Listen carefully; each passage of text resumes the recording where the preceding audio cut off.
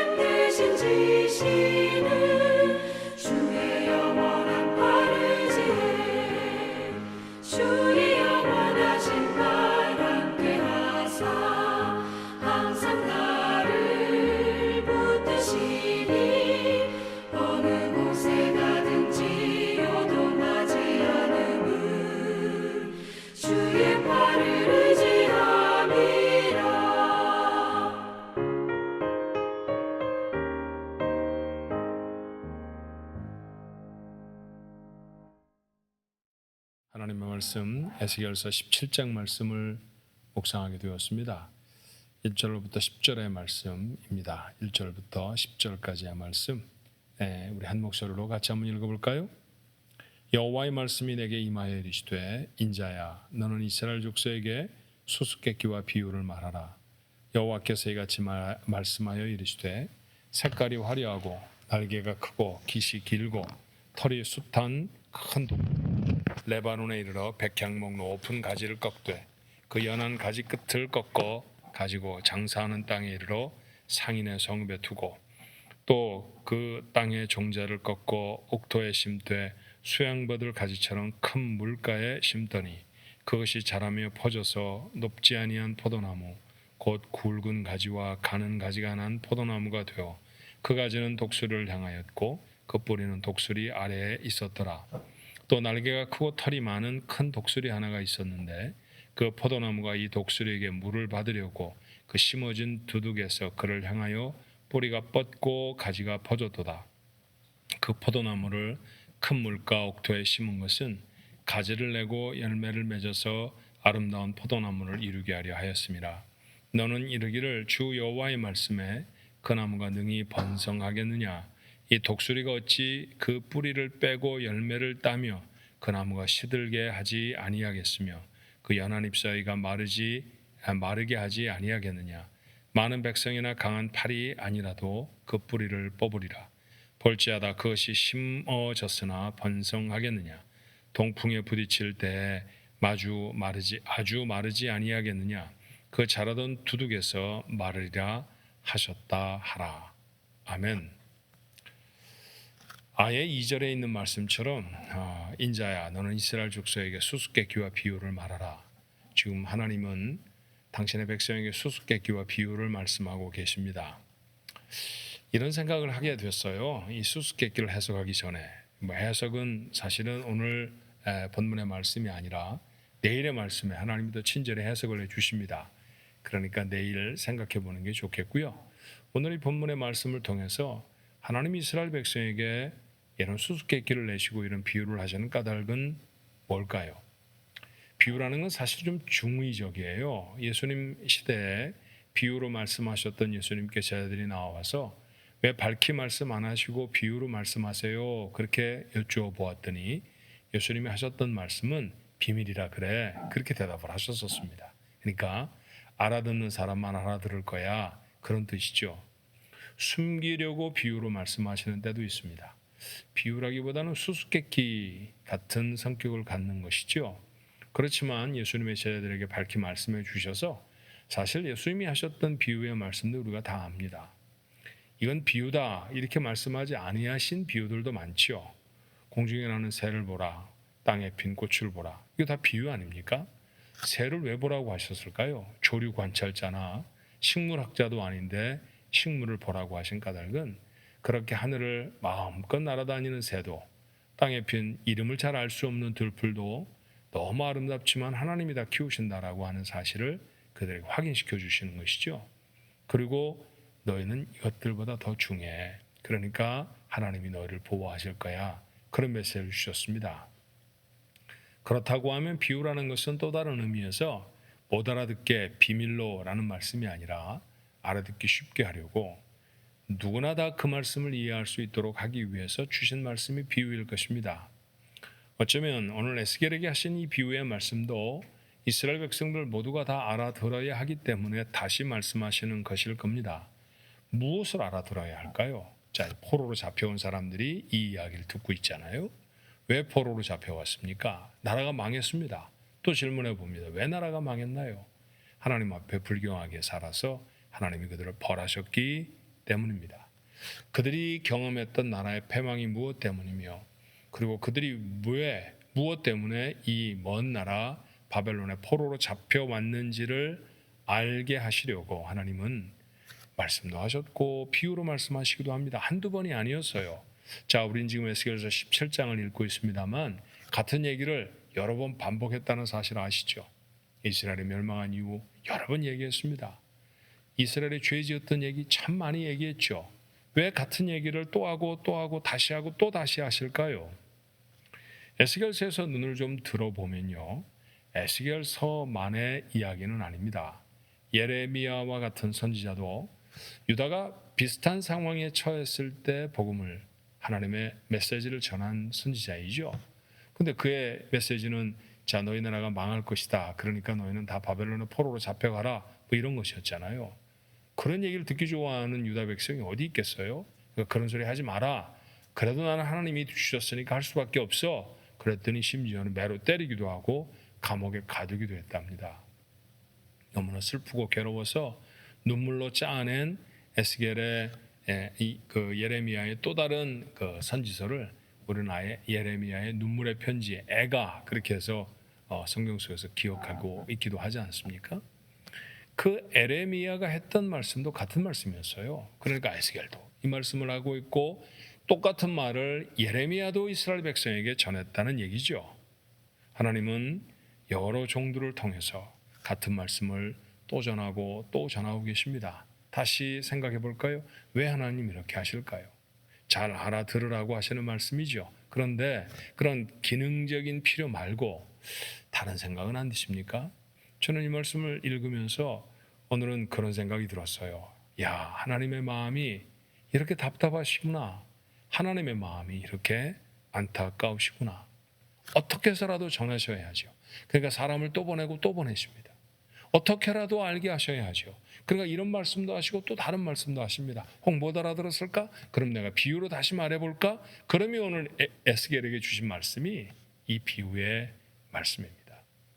하나님의 마음이죠. 하나님은 그들에게 하나님의 마음이 어떻다고 전하시는 걸까요?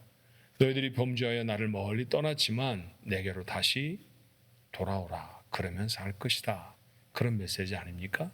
그 메시지를 하나님은 그들에게 전하시고 싶어서 사람을 통해서 메시지를 통해서 지루할 정도로 그 말씀을 반복하시며 우리에게 다시 전하고 계십니다.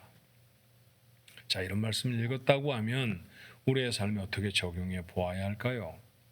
교회를 다니며 단 한 번밖에 설교를 들어보지 못한 사람은 우리 중에 아마 아무도 없을 것입니다. 참 많은 설교를 들었습니다. 근데 여러분, 설교를 늘 하는 목사의 입장에서는 사실 크게 다른 말씀은 아닙니다.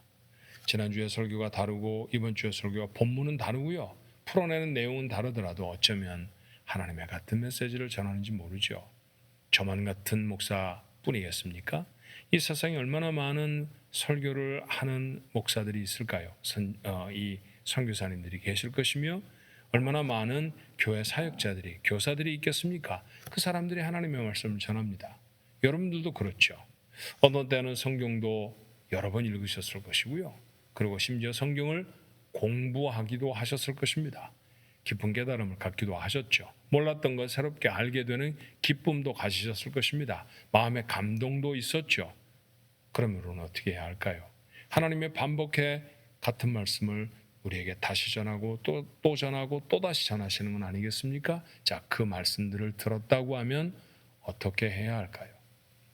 저는 말씀을 듣는 가장 중요한 태도 중에 하나는 그 말씀을 들으면 스스로를 살펴보아야 한다라는 것입니다.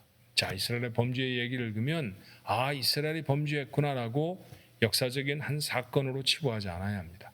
나는 어떨까? 나는 이 말씀 앞에 서서 괜찮은 사람인가?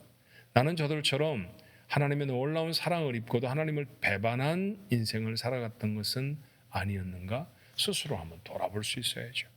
말씀을 듣고 돌아보는 것, 자기를 돌아보는 것, 그것은 우리의 말씀에 대한 정당한 행위일 것입니다. 그리고 만약에 그렇게 돌아본 나의 삶 가운데 문제와 어려움이 있었다고 하면, 하나님 앞에 부끄러움이 있었다고 하면 그러면 돌이켜야죠. 거리에서 주운 아이 같은 인생을 잘 키워서 왕비로 만들고 온갖 진귀한 복으로 다 채워주셨습니다. 그게 예루살렘이었죠. 그런데 그 예루살렘은 그렇게 자신을 사랑해 주었던 하나님을 사랑하는 것이 아니라 또 다른 사람, 또 다른 세상을 향해 나아갔습니다. 그래서 하나님이 분노하셨다는 이야기를 우리는 에스겔의 이야기를 통해 이미 읽어보았습니다. 우리의 삶은 그러지 않았을까요? 하나님이 채우신 얼마나 많은 복들이 있습니까?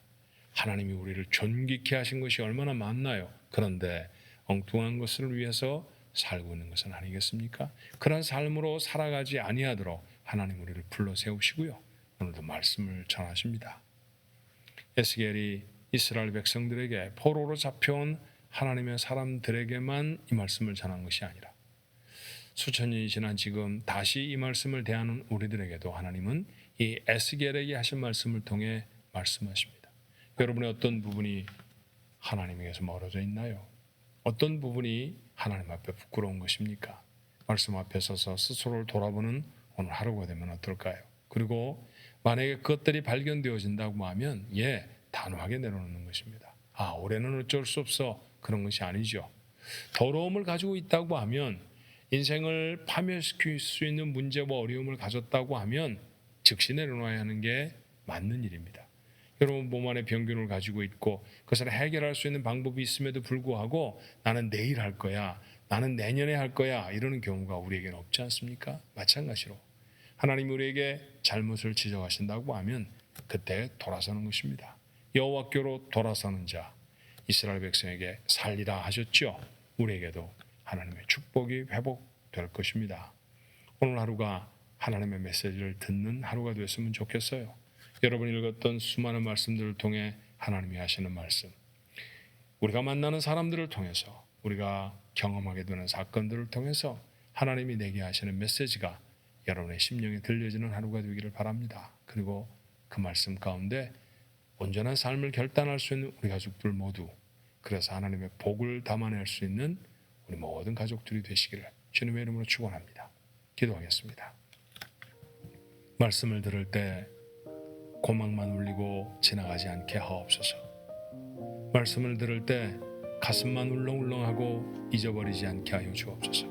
말씀을 들으면 그 말씀이 어김없이 제게 거울이 되게 하옵소서. 거울 앞에서 스스로를 점검하게 하옵소서.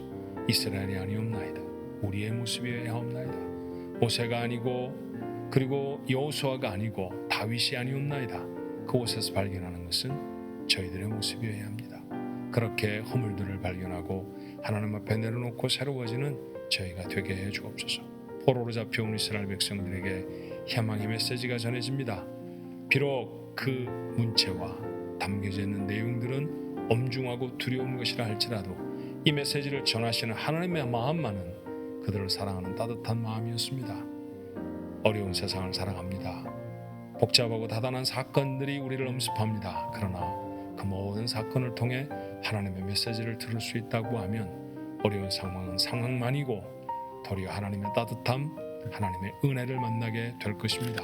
그 은혜를 마음에 담은 자, 하나님이 원하시는 대로 돌이켜 삶을 결단하는 사람, 그래서 그 삶에 마침내 하나님의 축복을 담아내는 하나님의 거룩한 백성들, 오늘 이 메시지를 함께 나누는 우리 가족들 모두의 삶이 되게 하옵소서. 예수님의 이름으로 기도하옵나이다.